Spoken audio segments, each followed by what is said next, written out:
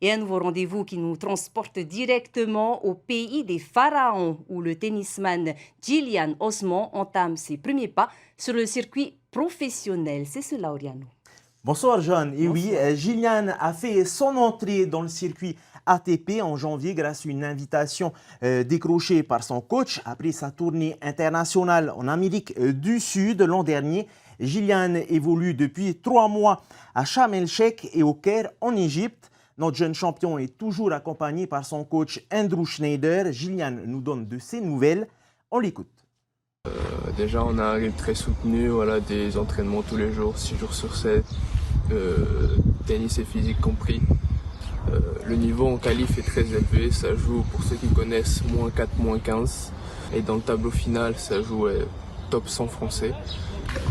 Aujourd'hui, je me sens mieux préparé. Dans les phases qualificatives, j'arrive à gagner à -4 et à rivaliser à -15. Mais j'arrive toujours pas à passer les phases qualificatives. Donc c'est assez frustrant, mais je reste confiant sur la prochaine tournée pour essayer de ramener mes premiers points. Je reviens début mai pour me ressourcer, retrouver ma famille et prendre quelques jours off pour enchaîner sur le championnat de Polynésie. Puis j'ai mon bac aussi, des examens et les Jeux du Pacifique à la suite, à Saipan, où j'espère ramener une médaille. Et de la natation, à présent, ce week-end, une délégation de 7 jeunes athlètes du Cercle des nageurs de Polynésie a participé à un meeting national à Brest. Et cette compétition s'est déroulée sur 2 jours. Nos nageurs se sont illustrés tout le week-end en récoltant une moisson de médailles. 36 médailles en tout, dont 11 en or, 14 en argent et 11 en bronze. La délégation a d'ailleurs remporté 2 relais.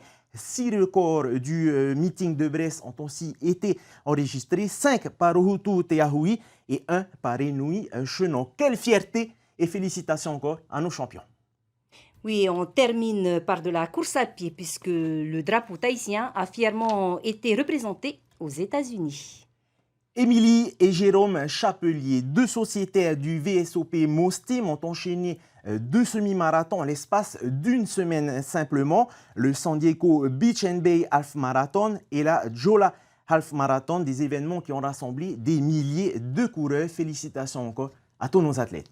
Félicitations à nos athlètes et on se retrouve la La semaine prochaine prochaine à la même heure.